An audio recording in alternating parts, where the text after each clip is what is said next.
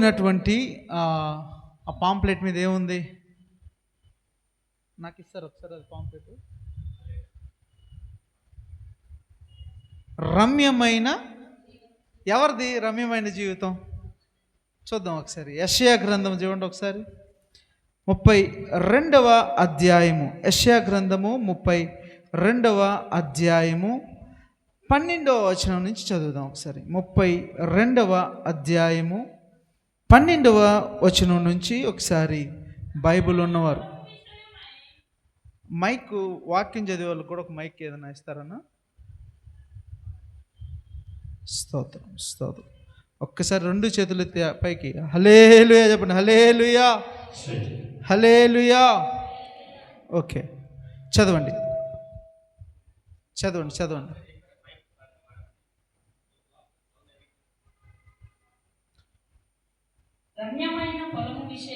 రమ్యమైన పొలము విషయమై ఫలభరితమైన ద్రాక్షావల్లుల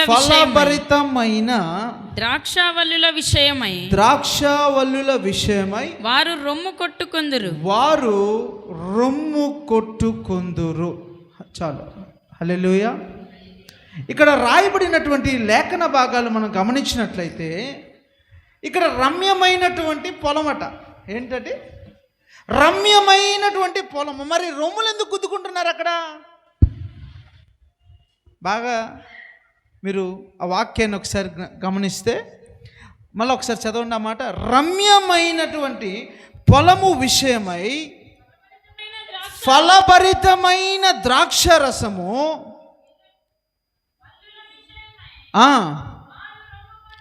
వారు రొమ్ము కొట్టుకొందురు. దేవునికి స్తోత్రం. హల్లెలూయా.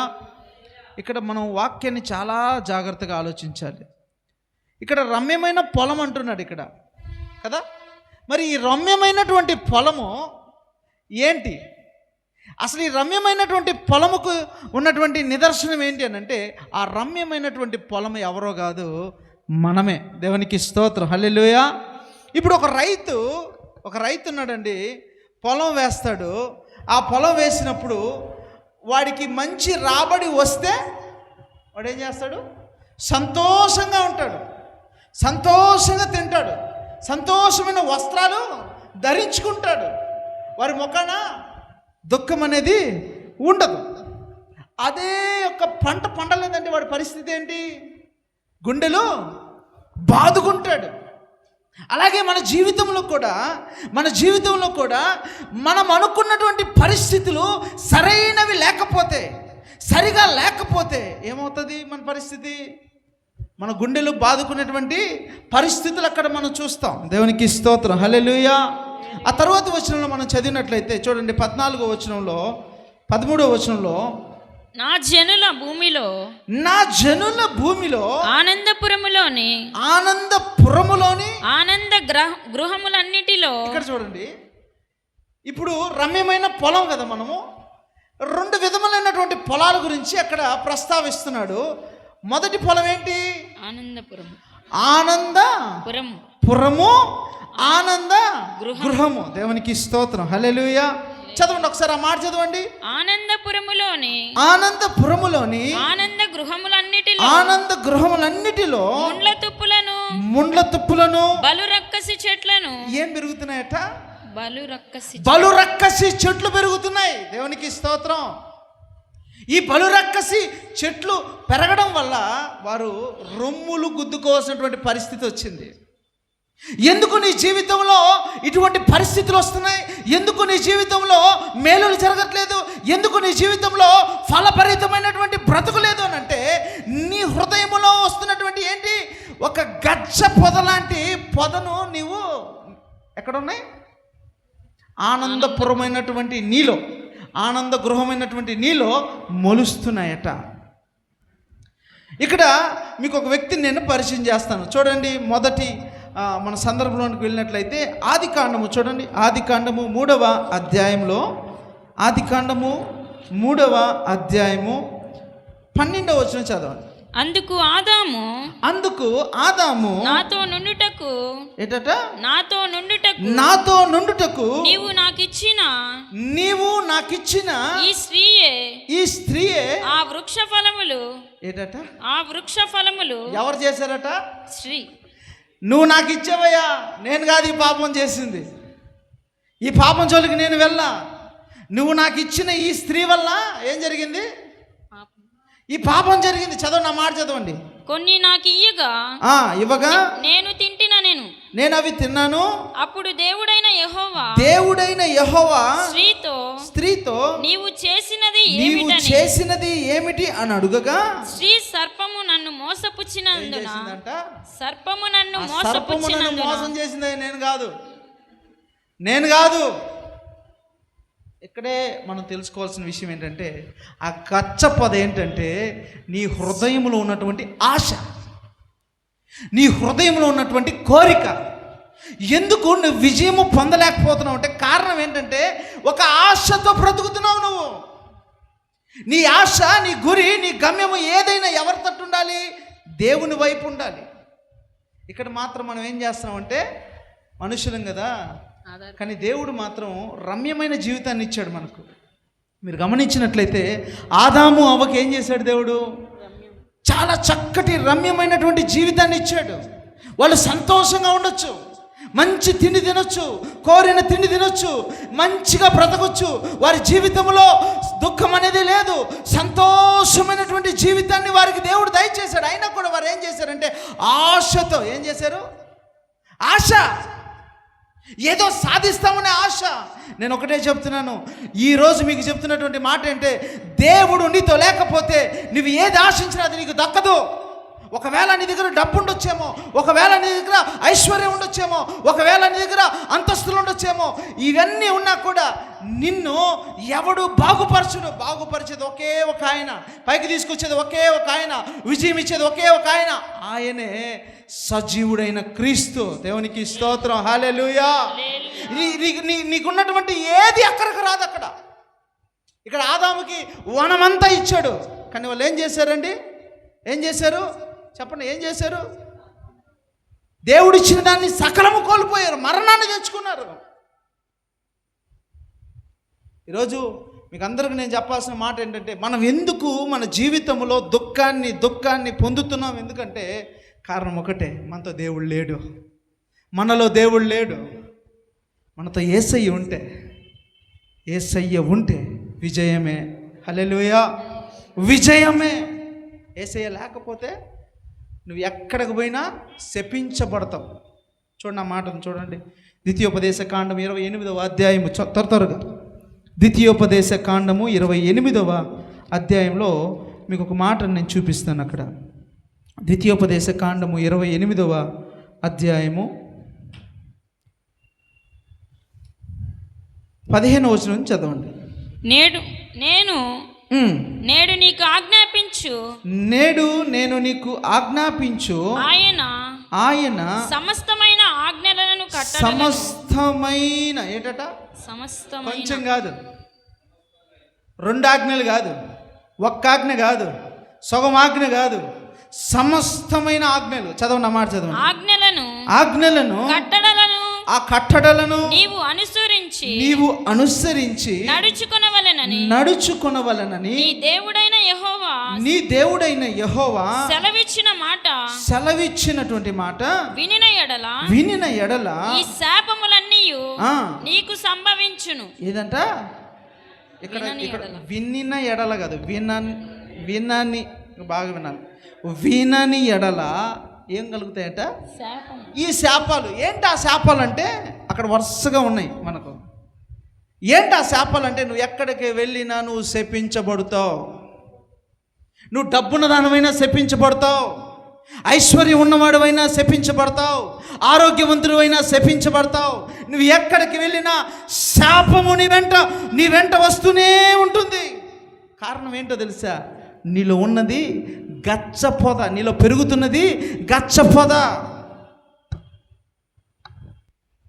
శ్రమ కలిగిన పొద నీలో నువ్వు పెంచుకుంటున్నావు. ఎందుకు ఈరోజు నీ జీవితంలో కన్నీరు మున్నీరై ఉన్నావంటే కారణం ఒకటే, నువ్వు యేసయ్యతో నడవడం మానేశావు, యేసయ్యతో జీవించడం మానేశావు, యేసయ్య గురించి ఆలోచించడం మానేశావు.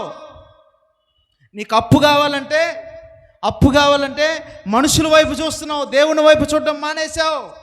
నువ్వు మోకరించి ప్రార్థిస్తే దేవుడు ఎందుకు ఇవ్వడు? ఇవ్వకుండా ఉంటాడా? చెప్పండి, ఇస్తాడు. ఇందాక సాగర్ పాస్టర్ ఆరాధనలో పాడుతూ ఒక మాట అంటున్నాడు, చుట్టూ రాజులు ఉన్నారు, అనేక మంది శత్రువులు ఎదుటున్నారు, షడ్రక్ మెషక్ అబేద్నెగోలను వెక్కిరించడానికి ఎదురు చూస్తున్నారు. కానీ వారు ఏం చేశారు? నా దేవుడు ఈ వేడిమి అగ్నిలో నుంచి నన్ను కాపాడగలిగిన సమర్థుడు అని నిలిచిపోయారు. అలాంటి విశ్వాసం ఉందా మనలో? ఆ విశ్వాసం ఉంటే ఆదాము అవ్వ ఎందుకు తప్పులు చేస్తారు? చేయరు కదా, చేస్తారా? కానీ ఆదాము స్టేట్మెంట్ ఏంటి? అక్కడ ఏం స్టేట్మెంట్ ఇచ్చాడు? అయ్యో నేను మా బాగానే ఉన్నానయ్యా, కానీ ఇదిగో నువ్వు పంపించావే, ఈ పక్కటేమో లాగి పంపించావు కదా నువ్వు, ఈ వల్లే నేను పాపం చేయాల్సి వచ్చింది. చూడండి స్త్రీలారా, జాగ్రత్త, మీరే జాగ్రత్తగా ఉండాలి. మీ కుటుంబం నిలబడాలంటే మీ ద్వారానే, మీ కుటుంబము స్థిరపడాలంటే మీ ద్వారానే, మీ కుటుంబము దేవునిలో ఎదగాలంటే మొట్టమొదటిగా మీ ద్వారానే. దేవునికి స్తోత్రం, హల్లెలూయా. ఆదాము ఒంటరిగా ఉండడం ఇష్టం లేక ఆ స్త్రీని ఆదాముకు దేవుడు ఇస్తే, ఈ స్త్రీ ఆశపడి ఏదో దేవుని కంటే ఉన్నతమైనటువంటి స్థానాన్ని నేను చూస్తాను, దేవుని కంటే ఉన్నతమైనటువంటి ప్రదేశంలో నేను ఉంటాను, దేవుని కంటే గొప్ప రాజ్యంలో రాజుగా రాణిగా మేము ఉంటాము అని ఆశించి వారు ఏం చేశారు? పాపానికి దారిచ్చారు. దేవునికి స్తోత్రం, హల్లెలూయా. ఈరోజు నేను మీకు చెప్తున్నాను, దేవుని మాటకు నువ్వు లెక్క చేయకుండా ఆజ్ఞలు, సమస్తమైనటువంటి ఆజ్ఞలు విడిచిపెడితే ఖచ్చితంగా నువ్వు శపించబడతావు. ఇందులో ఎటువంటి డౌట్ లేదు. ఇక్కడ చిన్నాయన పిల్లకాయలు లేరు, పెద్దనాయన పిల్లకాయలు లేరు, ఇక్కడ బంధువులు లేరు, బంధుత్వం లేదు. ఈరోజు నేను సాగర్ పాస్టర్ ఫ్రెండ్స్ అయి ఉంటాం, మా ఇద్దరికి కూడా అక్కడ ఒకటే తీర్పు. ఈ తీర్పులోంచి తప్పించుకోవాలంటే యేసయ్య నీతో ఉండాలి. ఈ లోకంలో ఉన్నటువంటి శ్రమలు నువ్వు విజయము పొందాలంటే యేసయ్య నీతో ఉండాలి. ఆదాము అవ్వలాగా మీరు ఆలోచించకూడదు. ఆదాము అవ్వలాగా ఆలోచించకూడదు. ఆడేం చేస్తాడంటే చూడండి, హబక్కుకు 1:14 దీన్ని ఒకసారి, హబక్కుకు 1:14 త్వరగా. వాడు ఏం చేస్తాడంటే, ఈ లోకములో ఉన్న వాటి వైపు నువ్వు చూడడానికి నీ ముందు ఒక ఆశను పెడతాడు. ఆ ఆశను పెట్టి, ఇదిగో ఒక చేపకు చేపలు పట్టేవాడు, వేటకు వెళ్ళేవాడు ఏ విధంగా ఎర వేస్తాడో ఆ విధంగా ఒక ఎర వేసి నీ జీవితాన్ని నాశనం చేయడానికి వాడు చూస్తాడు. చూడండి ఆ మాటను చదవండి. ఏలిక లేని చేపలతోనూ ప్రాకు పురుగులతోనూ నీవు నరులను సమానముగా చేశావు. వాడు గాలము వేసి ఏం చేస్తాడట? మానవులందరినీ గుచ్చి. దేవునికి స్తోత్రం, హల్లెలూయా. ఈరోజు మనం ఎందుకు పాపంలో పడిపోతున్నామంటే వాడు మన కోసం ఎదురు చూస్తూ ఉన్నాడు. ఇక్కడ దగ్గర దాపు ఒక 40 నుంచి 50 మంది లోపు ఉన్నారు. మీలో ఖచ్చితంగా ఒక 5-6 మందికి తూగు వస్తుంది. అది ఎవరు తీసుకొస్తారు? మధ్యాహ్నం నిద్రపోక వచ్చిందా మీకు? కాదు. ఇప్పుడు ఇదే సమయంలో ఒక మంచి నాటికి వచ్చిందనుకో, కను రెప్ప కూడా ముయ్యరు. ఏంటి? కను రెప్ప కూడా ముయ్యరు. కానీ ఇక్కడ ఒక మంచి బోధ మీకు వినిపిస్తూ ఉంది. మీరు ఒక మంచి మార్గంలో నడవడానికి ఈ బోధ మీకు ఉపయోగపడుతున్నప్పుడు వాడు ఏం చేస్తాడు? మిమ్మల్ని ఇలా గుచ్చుతాడు. గుచ్చి నీకు నిద్ర కావాలంటే నిద్ర. ఈ మధ్య మన నెల్లూరులో బాగా ట్రెండ్ అయిపోయింది ఏంటంటే 35 రూపాయల చీర. 35 రూపాయల చీర కోసం ఇంట్లో కూడు కూర కూడా వండుకోవడం మానేశారు జనాలు. కొంతమంది లైన్లు క్యూలు కడుతున్నారు. ఆ క్యూలు మీరు ఎక్కడ కట్టాలో తెలుసా? దేవుని మందిరంలో కట్టాలి. ఆఫ్టర్ ఆల్ 35 రూపాయల చీర కోసం నువ్వు పరుగులెడుతున్నావే. నీ జీవితంలో ఒక మంచి ఆరోగ్యం ఇచ్చి, నీకు శక్తినిచ్చి, నీకు బలమునిచ్చి, ఆశీర్వాదం ఇచ్చి, డబ్బు ఇచ్చి, ఐశ్వర్యం ఇచ్చి, ఒక మంచి హోదా ఇస్తే నువ్వు దేవునికి ఏమిస్తున్నావు? ఎక్కడ చీపుగా ఏది దొరికితే అక్కడికి పరుగులు ఎడుతున్నావు. ఈ చీపు కొంతకాలమే, నీకు తక్కువకు వచ్చిందని సంబరపడిపోవద్దు, అది కొంతకాలమే. ఆఖరికి నీకు అందమైన కుమారుడు అందమైన కుమార్తె పుట్టిందని నువ్వు సంబరపడిపోవద్దు, అది కొంతకాలమే. కొంతమంది ఏంటంటే సందేహించడం మానేసి ఏం చేస్తారో తెలుసా, విమర్శిస్తారు. ఆ పాస్టర్ వాక్యం చెప్పాడు కదా, ఆయన ఇంట్లో లేకుండా ఉంటుందా? పోనీ ఆయన కళ్ళతో పాపం చేయకుండా ఉంటాడా? దయచేసి చెప్తున్నాను, అలాంటివి మీకు అనిపిస్తే అటువంటి వారి కోసం ప్రార్థన చేయండి, కానీ విమర్శించొద్దు. మీరు ఖచ్చితంగా ఆ విమర్శలోకి వెళ్ళారంటే దేవుని యొక్క ఆశీర్వాదాన్ని కోల్పోతారు. జాగ్రత్త. దేవునికి స్తోత్రం. హల్లెలూయా. విమర్శించడానికి మనం ఎవరమండి? దేవుడు ఎందుకు మనల్ని పుట్టించాడు? ఎందుకు ఈరోజు దేవుడు మనకు ఈ జీవితాన్ని ఇచ్చాడు? ఎందుకు దేవుడు ఈరోజు మనం ఎక్కడ ప్రార్థన జరిగితే అక్కడికి వెళ్తున్నాం, కానీ వెళ్ళి వెళ్ళి వెళ్ళి వెళ్ళి ఏం సాధిస్తున్నావు? ఒక క్రీడాకారుడు ఒక పోటీలోకి వెళ్తే వాడు కప్పు కొట్టడానికి వాడి ప్రయాసం ఉంటుంది కదా.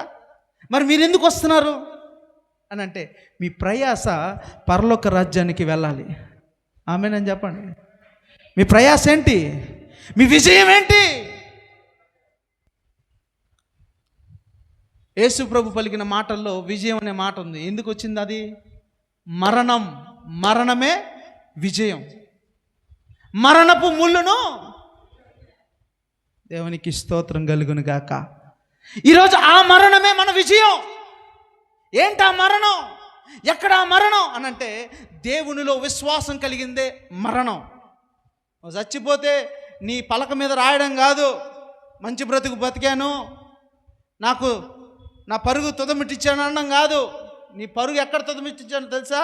దేవుని రాజ్యానికి చేరడానికి. దేవునికి స్తోత్రం. హల్లెలూయా. మనుషులు ఏర్పాటు చేసే రాజ్యానికి కాదు. ఈ మనుషులు ఏర్పాటు చేసే రాజ్యం ఏంటంటే కొంతకాలమే. ఈ కొంతకాలమే మన సంతోషం. శాశ్వత కాలం ఉన్నది. నువ్వు దేవుడితో ఉంటే శాశ్వత కాలము నుండి శాశ్వత కాలం వరకు అది నీతో వస్తుంది. దేవునికి స్తోత్రం. హల్లెలూయా. చూడండి, రెండవ సందర్భంలోకి మనం వెళ్దాం. చూడండి, సంఖ్యాకాండంలోకి వెళ్తే, సంఖ్యాకాండము 20వ అధ్యాయము, సంఖ్యాకాండము 20వ అధ్యాయము 2వ వచనం నుంచి చదువు. ఆ సమాజమునకు అక్కడ నీళ్లు లేవట. మోషేను అహరోనులను ఏం చేశారట? విరోధముగా సనిగారట. దేవునికి స్తోత్రం. హల్లెలూయా. ఇక్కడ మనం ఒక విషయాన్ని గమనిస్తే, అసలు మోషేను అహరోను దేవుడు ఎందుకు ఏర్పాటు చేసుకున్నాడండి? ఎందుకు ఏర్పాటు చేసుకున్నాడు? శ్రమలో ఉన్నటువంటి ఈ ఇజ్రాయేలు ప్రజలను, బానిస సంఖ్యలుగా ఉన్నటువంటి వీరి సంఖ్యలను విడిపించడానికి దేవుడు వారిని ఏర్పాటు చేశాడు. కొద్ది రోజులు, కొద్ది గంటలు దాహానికి బ్రతకలేవా? నువ్వు సనుక్కోవాలా? కానీ ఇక్కడ మోషే అహరోనుతో వాళ్ళు మాకు దాహం వేస్తే నీళ్ళు కూడా ఇవ్వలేదు అని అనుకున్నారు. చూడండి, తర్వాత చదవండి ఆ మాట, స్పష్టంగా చదవాలా. జనులు మోషేతో వాదించుచు, అయ్యో మా సహోదరులు యెహోవా ఎదుట చనిపోయినప్పుడు, వాళ్ళు చచ్చిపోయారు, నేను కూడా చచ్చిపోతే ఎంతో మేలు అని సనుక్కుంటున్నారట. అయితే మేమును మా పశువులను ఇక్కడ చనిపోనట్లు ఈ అరణ్యములోనికి యెహోవా సమాజమును మీరేలా తెచ్చితిరి? ఏటట? ఈ కాని చోటికి మమ్మను తెచ్చుటకు ఐగుప్తులో నుండి.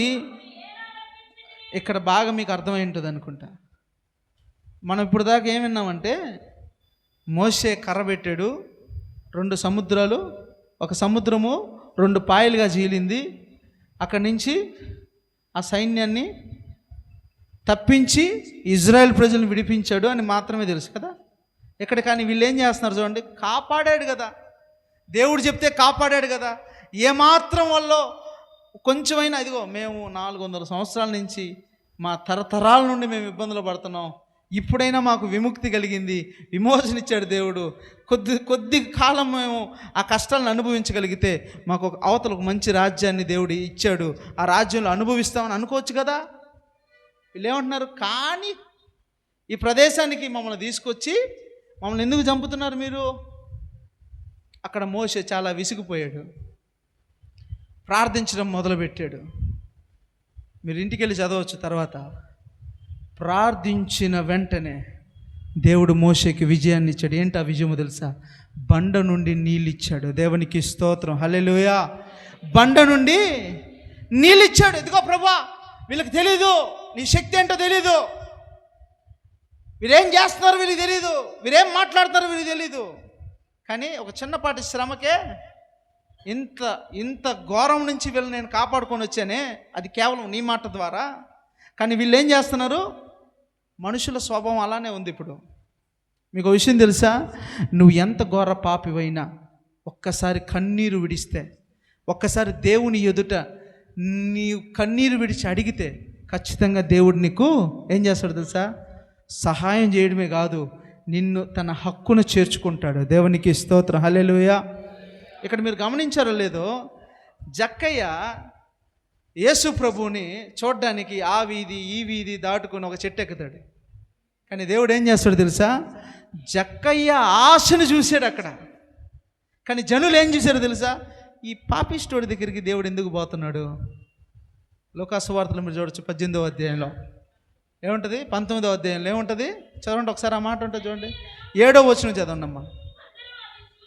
అందరూ అది చూచి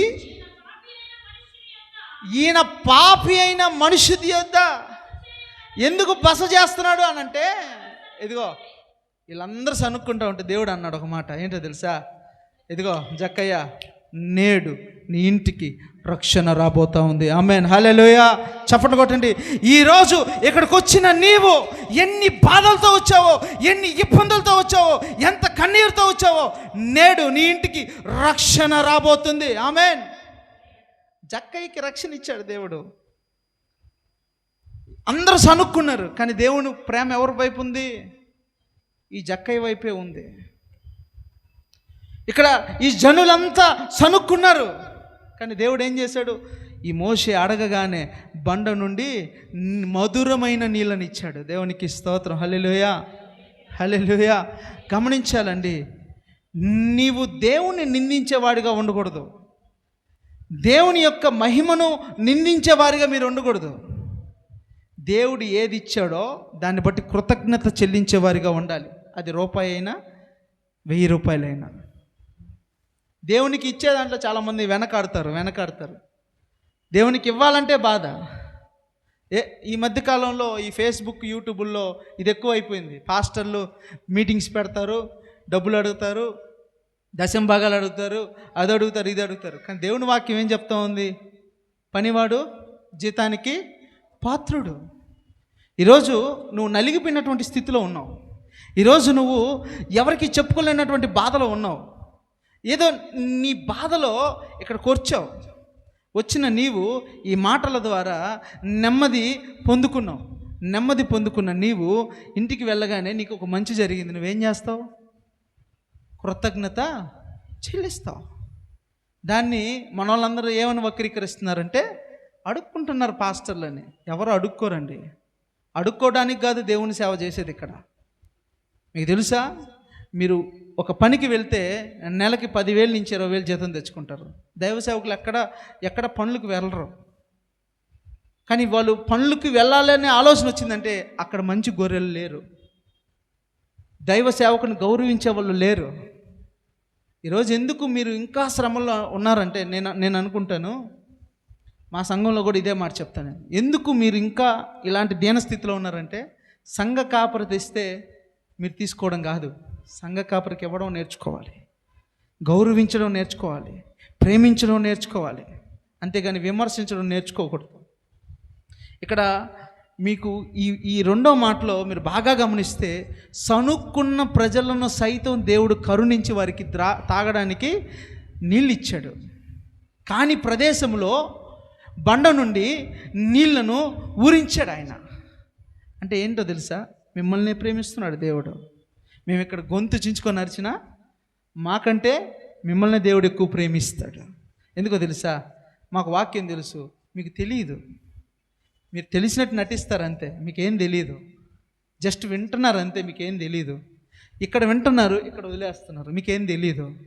అందుకే మిమ్మల్ని దేవుడు ఏమన్నాడంటే, అమాయకమైన ప్రజలారా, అమాయకమైన వారులారా, మీరు నా యొద్దకు రండి, నా యొద్దకు రండి,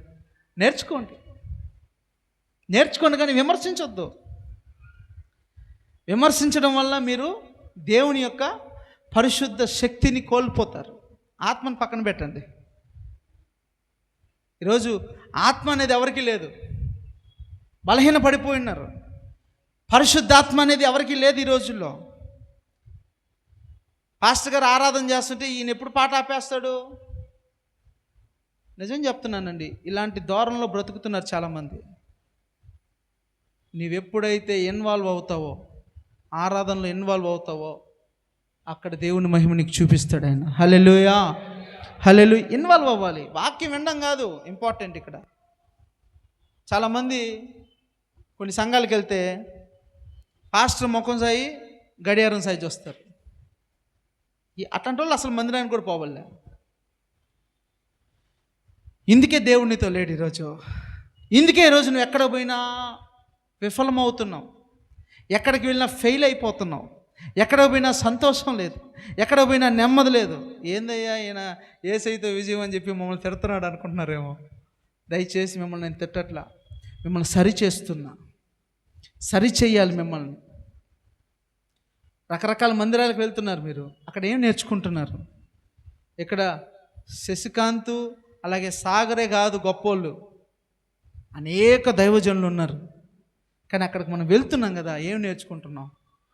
విఆర్సీ సెంటర్లో పెద్ద పెద్ద మీటింగ్స్ పెడితే వేల మంది వస్తారు. వాళ్ళు ఏం చేసుకుంటారు? ఫోటోలు తీసుకొని గొప్పలు చెప్పుకుంటారు, మాకు ఇంతమంది వచ్చారని. కానీ ఆ 1000 మందిలో ఎంతమంది మారు మనసు పొందారు? ఎంతమంది దేవుని వాక్యానికి లోబడ్డారు? ఎంతమందిని వారి తప్పును సరి చేసుకున్నారు? చూడండి, ఎవడైతే తప్పును సరి చేసుకుంటాడో వాడు మాత్రమే ఆశీర్వదించబడతాడు. ఆమేన్, హల్లెలూయా. ఈరోజు ఈ రాత్రి ఇక్కడికి వచ్చిన నీవు నీ తప్పును నువ్వు సరి చేసుకోవాలి. నువ్వు సనుక్కుంటున్నావే, అది నీలో నుంచి వెళ్ళిపోవాలి. ఇదిగో ఆదాము అవ్వలు చేశారే, వారు గచ్చ పొదలను వారిలో పెంచుకున్నారే, ఆ ఆశ అనే గచ్చ పొదలు వారిలో ఉన్నాయే, అవి ఎక్కడి నుంచి పోవాలి? నీలో నుంచి పోవాలి. చెప్పండి, నాలో నుంచి. ఈరోజు చెప్పండి, మీరు అందరూ చెప్పాలి, నాలో నుంచి గచ్చ పొదలు, చెప్పండి, గచ్చ పొదలు పెరగటానికి వీలు లేదు. నాలో దేవుని వాక్యము మాత్రమే జీవించుచున్నది. హల్లెలూయా, హల్లెలూయా. ఈ రాత్రి ఇక్కడికి వచ్చిన నీవు ఏం నేర్చుకున్నావంటే, నా జీవితంలో ఉన్నటువంటి ఆశ, ఈ లోకంలో నేను మంచి బ్రతకాలనే ఆశ ఇక్కడి నుంచి చంపేస్తున్నా. నా పౌరసత్వం ఎక్కడుందంటే ఆ పరలోకంలో ఉంది. నా ఆస్తి అంతస్తు ఎక్కడుందంటే పరలోకంలో ఉంది. చచ్చిపోయిన నీకు నీ ఆస్తి అంతస్తులు గుర్తురావు. నువ్వు సంపాదించాల్సిన ఆస్తి ఎక్కడో తెలుసా? పరలోకంలో. అక్కడ నువ్వు సంపాదించి, అక్కడ నువ్వు విజయాన్ని పొంది, అక్కడ నువ్వు సకలము పొందుకోగలిగితే నీ జీవితము ధన్యమైపోతుంది. ఇక్కడ నువ్వు ఎంత బంగారు చేపించుకున్నా, ఎంత వెండి చేపించుకున్నా, ఎంత పెద్ద మిద్దిలో ఉన్నా, ఎన్ని ఏసీ గదుల్లో ఉన్నా నీకు మనశ్శాంతి ఉండదు. నీ జీవితంలో మనశ్శాంతి రాదు.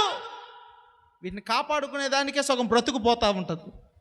దీన్ని కాపాడుకోవడానికి సగం బ్రతుకు పోతుంది. కానీ నువ్వు ఇక్కడ కాదు, నువ్వు సంపాదించుకోవాల్సింది ఎక్కడ? పరలోకంలో సంపాదించుకోవాలి. నీ ఆస్తి పరలోకంలో ఉంది, నీ భూములు పరలోకంలో ఉన్నాయి, నీ బంగారు ఆభరణాలు అక్కడ ఉన్నాయి. యేసన్న గారు ఒక పాట రాస్తారు, సువర్ణ వీధులలో నడిపించుచున్నావా నా యేసయ్యా. ఏటట? సువర్ణ వీధులలో నడిపించడానికి దేవుడు ఈరోజు ఈ వాక్యాన్ని మీకు వినిపిస్తున్నాడు. ఈ రాత్రి నువ్వు సరి చేసుకోగలిగితే, ఈ రాత్రి నీ పాపాన్ని నువ్వు విడిచిపెట్టగలిగితే, ఈ రాత్రి దేవుని మాటకు నువ్వు లోబడగలిగితే, ఈ రాత్రి దేవుని కొరకు నువ్వు జీవిస్తాననే మాటను ఇవ్వగలిగితే, ఈ రాత్రి నువ్వు చనిపోయావంటే మరుక్షణము నీకు పరలోకం సిద్ధమై ఉంటుంది. దేవునికి స్తోత్రం, హల్లెలూయా. ఆ రాజ్యములో దేవుడు నీకు వారసత్వాన్ని ఇచ్చునుగాక. మూడో సందర్భంలోనికి వెళ్ళిపోతాం చూడండి. మత్తయి సువార్త 13వ అధ్యాయం.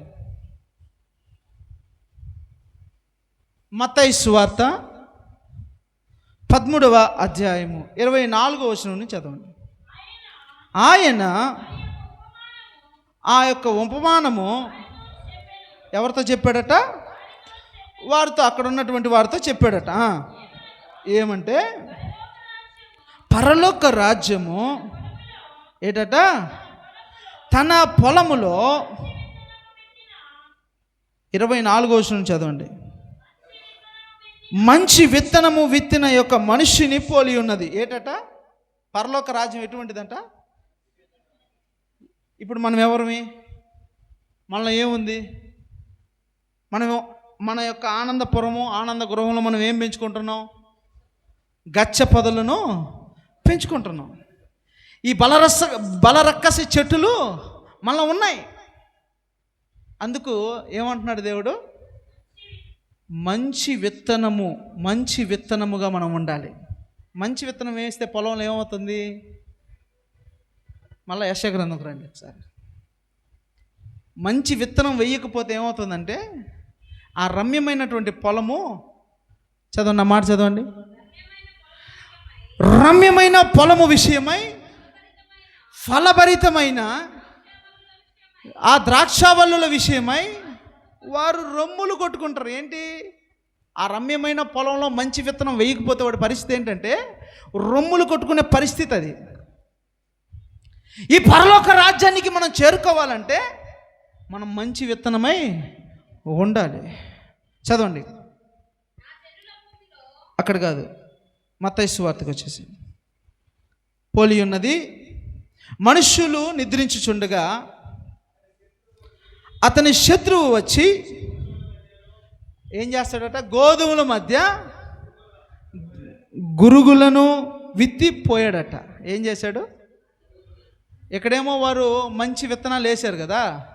బాగా వినాలి, పిల్లకాయలను ఎవరు పడుచుకోబాగండి. వాళ్ళు ఎక్కడే బారు, వాళ్ళు తెలివైన వాళ్ళు.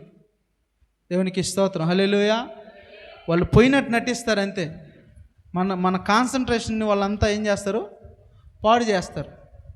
వాళ్ళని పట్టించుకోబాకండి. వాక్యం అయిపోయిన తర్వాత నా వాళ్ళు అయితే బాధేస్తారు వాళ్ళని పట్టుకొని. దేవునికి స్తోత్రం, హల్లెలూయా. చూడండి ఆ మాట చదవండి. మనుష్యులు నిద్రించుచుండగా అతని శత్రువు వచ్చి గోధుమల మధ్యను గురుకులు విత్తిపోయెను. ఆ మొలకలు పెరిగి గింజ పట్టినప్పుడు గురుకులు కూడా అగపడెను. అప్పుడు ఆ ఇంటి యజమాని దాసులు అతని యొద్దకు వచ్చి, అయ్యా, నీవు నీ పొలములో మంచి విత్తనము విత్తితివి కదా, అందులో గురుగులు ఎక్కడ నుండి వచ్చివి అని అడిగిరి. దేవునికి స్తోత్రం, హల్లెలూయా. మన తల్లిదండ్రులు పాత సామెతలు ఉన్నాయి. పిల్లల్ని కంటాం కానీ వారి భవిష్యత్తుని కనం. తల్లిదండ్రులు మంచోళ్ళే, కానీ బిడ్డలు ఏమైపోతున్నారు? నేను మంచి విత్తనమే విత్తాను, కానీ అక్కడ గురుగులు ఎలా వచ్చాయి నాకు తెలియదు. గురుగులు ఎక్కడొచ్చాయి? ఎందుకు వచ్చాయి? అక్కడ నువ్వు నిద్రను ప్రేమించావు, నీ సుఖాన్ని ప్రేమించావు, నీ పిల్లలు వెళ్ళే మార్గాన్ని గమనించలేకపోయావు. నువ్వు కరెక్ట్గా దేవుని వెంబడించగలిగితే, పర్ఫెక్ట్గా దేవుని వైపు చూడగలిగితే నీ బిడ్డలు మార్గం తప్పుతారా? చెప్పండి. ఆ అమ్మ ముచ్చట్లు, ఈ అమ్మ ముచ్చట్లు ముందేసుకొని మాట్లాడి వాళ్ళకి అవే అలవాటు అయిపోయి వాళ్ళ జీవితాలు ఏమైపోతున్నాయి? గురిగింజల్లాగా అయిపోతున్నాయి. దేనికి పనికిరాని విషపూరితమైనటువంటి బ్రతుకులుగా మారిపోతున్నాయి. అందుకే ఆ కుటుంబాల్లో విజయం లేదు. అసలు మనం ఎవరమంటే వెలుగైనటువంటి ప్రజలమే, చీకటి ప్రజలం కాదు మనం, చీకటి సంబంధులం కాదు మనం. వెలుగు సంబంధులం మనం. వెలుగు సంబంధులకు ఎప్పుడు దేవుడు తోడుంటాడు. చీకటి సంబంధులకి దేవుడు ఇందాక ద్వితీయోపదేశకాండంలో మాట్లాడిన రీతిగా ఎవడైతే నా ఆజ్ఞలను కట్టడలను గై కొనడో వాడిని నేను శపిస్తున్నా. ఏ విధంగా శపిస్తున్నానంటే వాడు బయటికి వెళ్ళినా, లోపలికి వచ్చినా, పంట వేసినా, పంట వేయకపోయినా, తిండి తిన్నా, తిండి తినకపోయినా, వాడు ఏ స్థితిలో ఉన్నా వాడు శపించబడతాడు. కారణం ఏంటి అనంటే మనం దేవునితో లేము, దేవుని ఆజ్ఞలు వినటం లేదు, ఆ కట్టలను గైకొనటం లేదు. చాలామంది వారి పరిస్థితి ఏంటంటే నాకు కాదు ఈ వాక్యం, ఎవడికో, నాకు కాదు ఇది, ఎవడికో, ఇది నీకే. నువ్వు మనసు పెట్టి ఈ వాక్యాన్ని వినగలిగితే నీ బ్రతుకు మారుతుంది, నీ జీవితం మారుతుంది. శ్రేష్టమైనటువంటి బ్రతుకుని దేవుడు నీకు ఇస్తాడు. నువ్వు ఎక్కడ కూడా వెనుతిరిగి చూడాల్సిన అవసరము లేదు. దేవుడు నీతో ఉంటే భయం ఎందుకు మనకు చెప్పండి. యేసన్న గారు బ్రతికినంత కాలము చాలా ధైర్యంగా బ్రతికాడు. ఆఖరికి కొద్ది క్షణాల్లో చనిపోతానన్నప్పుడు కూడా ఆయన ఇదిగో ఇది నీవు ఇచ్చిందే, నువ్వే తీసుకున్నాను. ఆయన చెట్ట చివరి గుడారాల పండుగలు కూడా చక్కగా వాక్యం చెప్పాడు. దేవుడు వాడుకున్నాడు ఆయన్ని. ఈరోజు అటువంటి శక్తి నీ ద్వారా నీ పిల్లలకి ఇవ్వబోతాడేమో, నీ ద్వారా నీ పిల్లలకి దేవుడు ఆ బహుమానం ఇస్తాడేమో. ఇక్కడ నువ్వు వింటున్నావు, విన్న మాటలు నీ బిడ్డలకు వినిపించాలి. ఈరోజు సమయం లేక నీ బిడ్డలు రాకపోవచ్చు, సమయం లేక నీ భర్త రాకపోవచ్చు, సమయం లేక నీ కుటుంబం అంతా కూడుకోలేకపోవచ్చు. కానీ నువ్వు ఇక్కడి నుంచి ఇంటికి వెళ్ళిన తర్వాత నువ్వు పెట్టాల్సింది మంచి భోజనం కాదు, దేవుని వాక్యం, దేవుని ఆహారం, దేవుడు ఇచ్చినటువంటి ఆహారాన్ని వారికి వడ్డించాలి. వడ్డించినప్పుడు వారు ఎక్కడికి వెళ్ళినా ఆశీర్వదించబడతారు. హల్లెలూయా. అదే ద్వితీయోపదేశకాండం 28వ అధ్యాయంలో మొదటి వచనం నుంచి చదవండి. కొన్ని విషయాలు ఉంటాయి త్వరగా. ద్వితీయోపదేశకాండం 28వ అధ్యాయము.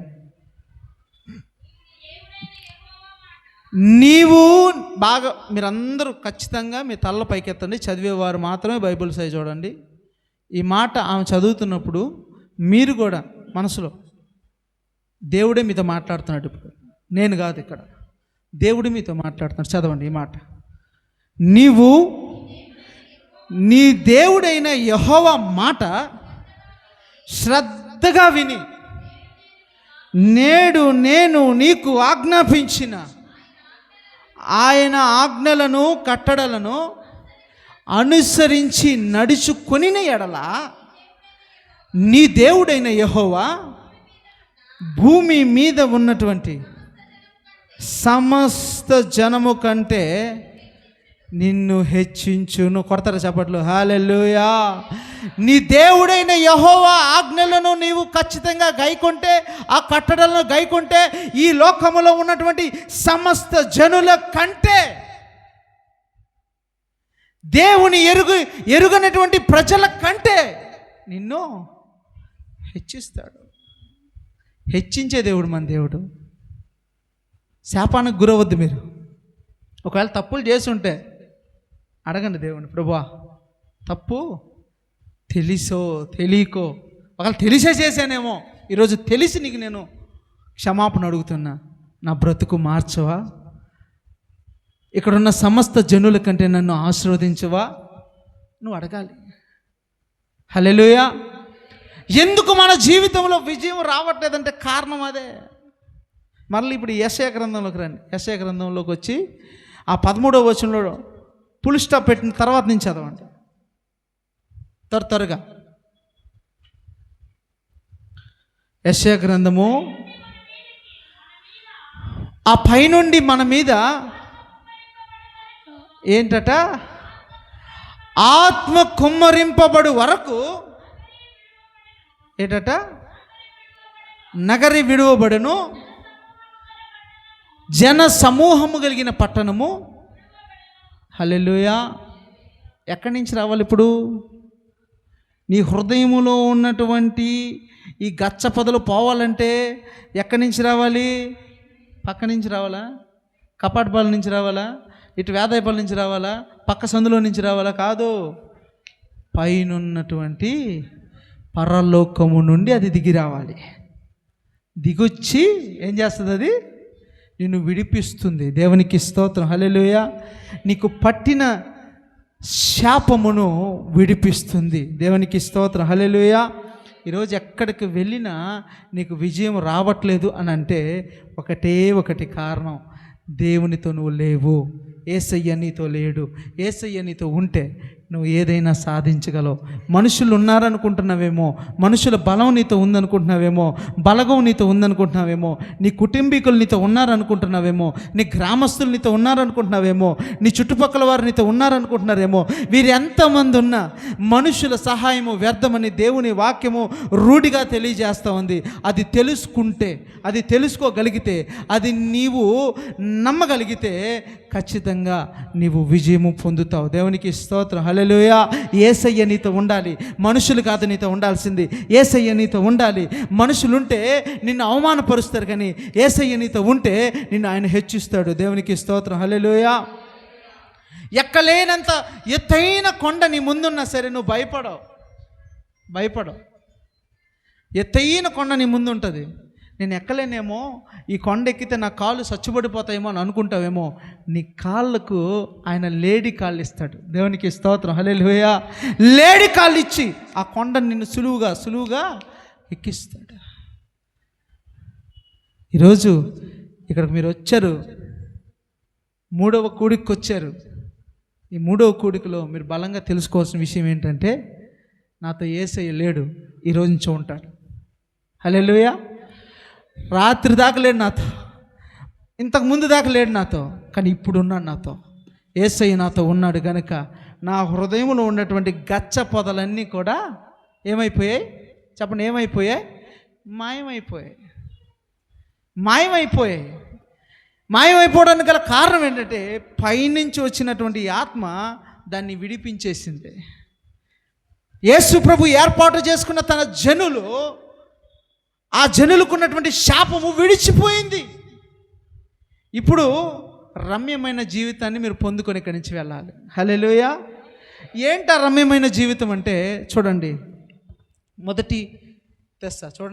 మొదటి తెస్సలోనికేలు త్వరగా 5వ అధ్యాయం నుంచి 5వ అధ్యాయము 5వ వచనం నుంచి చదవండి. మీరందరూ ఎవరట? మీరందరూ చెప్పాలి ఈ మాట. మేమంతా చెప్పండి, మేమంతా చీకటి సంబంధులు. మేమంతా చీకటి సంబంధులు. చెప్పండి. అబ్బో, గట్టిగా చెప్పండి. అయితే మేమంతా వెలుగు సంబంధులం. మేము చీకటి మా దగ్గరికి రావడానికి వీలు లేదు. చీకటికి మా దగ్గర స్థానం లేదు. కారణం ఏంటి అని అంటే, దేవుడు వెలుగును మాకు ఇచ్చాడండి. హల్లెలూయా. తన తేజస్సును నాలో నింపాడు. ఆ తేజస్సు నాలో ఉంది. ఈరోజు నేను ఎక్కడికైనా వెళ్ళగలను, ఏదైనా సాధించగలను, ఎవరినైనా ఓడించగలను. కారణం ఏంటంటే, విజయము నా వెంట ఉంది. దేవునికి స్తోత్రం, హల్లెలూయా. ఆ విజయము నా దేవుని ద్వారా నాకు కలిగింది, మనుషుల ద్వారా కాదు. అనుకుంటామేమో నువ్వు ఒక టీంలో ఉంటే ఆ టీము ఆ 6 నిన్ను గెలిపిస్తారు, ఆ 7 మంది నిన్ను గెలిపిస్తారు అనుకుంటావేమో. కాదు, దేవుడు నీతో ఉంటే వారందరినీ నీతో పాటు గెలిపిస్తాడు. హల్లెలూయా. అక్కడ నా బిడ్డ ఉన్నాడు, అక్కడ నా బిడ్డ మొర పెడుతున్నాడు. కాబట్టి నేను ఆ బిడ్డ మొరను వినాలి. కారణం ఏంటంటే, వాడు చీకటి సంబంధి కాదు, వెలుగు సంబంధి. వాడు చీకట్లో బ్రతికేవాడు కాదు. మీరు చూడండి, సినిమాకి వెళ్ళారనుకో, ఇక్కడ ఎంతమంది సినిమాకి వెళ్తారో కానీ, సినిమాకి వెళ్ళారనుకో, లైట్లు వేసి సినిమా వేస్తారా? చెప్పండి. లైట్లు వేసి సినిమా వేస్తారా? లైట్లు ఆపేసి. ఎందుకు? అది పాపం. పాపం ఏం చేస్తుందంటే, యథేచ్ఛగా మనల్ని యథేచ్ఛగా బతకండిరా నాయన, ఆనందించండిరా, తినుము తాగుము సుఖించము అని చెప్తుంది. కానీ వెలుగు, నువ్వు మందిరంలోకి రా, అది పట్టపగలైనా నీకు లైట్లు వేస్తారు. వెలుగుగా నీ దైవ సేవకుడు వాక్యం చెప్తుంటే నీ ముందు ఆ కళ్ళకు కట్టినట్టు నేను ఎక్కడికో లోకంలోకి వెళ్ళాను అనే ఫీలింగ్ వస్తుంది. ఇది నిన్ను మార్చేటువంటి ప్రదేశం. దేవునికి స్తోత్రం, హల్లెలూయా. అది నిన్ను చెడగొడుతుంది. అది ఆ సమయానికి ఆహ్లాదం ఇచ్చినా, సంతోషాన్ని ఇచ్చినా అది పరిపూర్ణత కాదు, పరిపూర్ణంగా మనతో ఉండదు. 2 గంటలే అది ఆనందం, కానీ ఇది శాశ్వత కాలమైనటువంటి ఆనందం. దేవునికి స్తోత్రం, హల్లెలూయా. ఈ ఆనందంలో నువ్వు బ్రతకాలి, ఈ ఆనందంలోనే నువ్వు జీవించాలి, యేసయ్యతో నువ్వు విజయాన్ని పొందాలి. దేవునికి స్తోత్రం, హల్లెలూయా. ఈ రమ్యమైన జీవితం ఏంటి అనంటే వెలుగు సంబంధులదే ఈ రమ్యమైన జీవితం. చీకటితో ఉన్న వాళ్ళది కచ్చపొదలే, కానీ దేవునితో ఉంటే వాళ్ళు రమ్యమైన జీవితం అంటే తెలుసు కదా. వారు కోరింది తింటారు, కోరిన బట్ట కడతారు, సంతోషంగా బ్రతుకుతారు. వారి జీవితంలో ఎప్పుడు వారు ఉన్నటువంటి ఆ ప్రదేశం అంతా ఆనందపురం అవుతుంది, వారున్న గృహం అంతా ఆనంద గృహం అవుతుంది. దేవునికి స్తోత్రం, హల్లెలూయా. కన్నీటి లోయలో నుండి దేవుడు నిన్ను విడిపించి రక్షిస్తాడు. ఎప్పుడు అనంటే నీవు ఆయన పాదాలు పట్టుకున్నప్పుడు.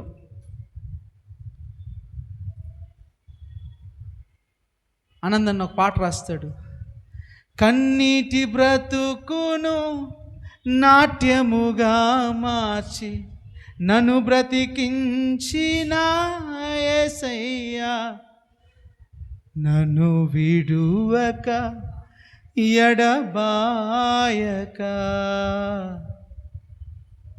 కాచితివా నీ చేతి నీడలో, యేసయ్యా నీ చేతి నీడలో, నన్ను విడువక ఎడబాయక కాచితివా నీ చేతి నీడలో, యేసయ్యా నీ చేతి నీడలో.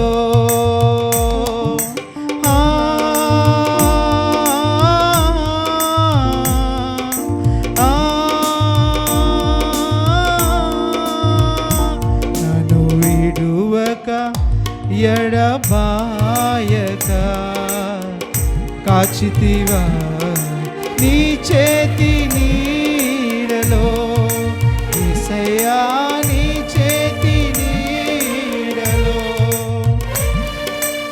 స్తోత్రం. ఆయన ఉన్నత పిలుపుతో మనల్ని పిలుస్తాడు.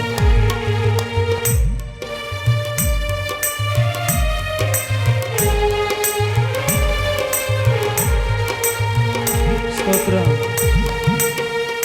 ఉన్నత పిలుపుతో నన్ను పిలచి నీవున్న చోటున నేనుండుటకై, ఉన్నత పిలుపుతో నన్ను పిలచి నీవున్న చోటున నేనుండుటకై, పిలుపుకు తగిన మార్గము చూపి నన్ను స్థిరపరచిన యేసయ్యా, పిలుపుకు తగిన మార్గము చూపి నన్ను స్థిరపరచిన యేసయ్యా, నన్ను విడువక ఎడబాయక దాచితివా నీ చేతి నీడలో, యేసయ్యా నీ చేతి నీడలో, నీ చేతి నీడలో, యేసయ్యా నీ చేతి నీడలో. ఆయన చేతి నీడలో మనల్ని కాచే దేవుడు. మీరు గమనించారో లేదో, ఈరోజు ఈ క్షణం మనం బ్రతుకున్నామంటే దేవుడు మనతో ఉన్నాడని అర్థం. దేవునికి స్తోత్రం, హల్లెలూయా. ఈ రాత్రి ఇక్కడికి వచ్చిన నీవు వెలుగు సంబంధిగానే బయటికి వెళ్ళాలి. ఎలా వెళ్ళాలి? ఎలా వెళ్ళాలి చెప్పు. నేను ఈరోజు ఈ రాత్రి ఇక్కడి నుంచి వెళ్తున్నానంటే వెలుగు సంబంధిగానే వెళ్తున్నా. దేవుడు నాకు, నా కుటుంబానికి తోడయుండి దీవించునుగాక. Amen, amen, amen. Thank you. Praise the Lord. Hallelujah.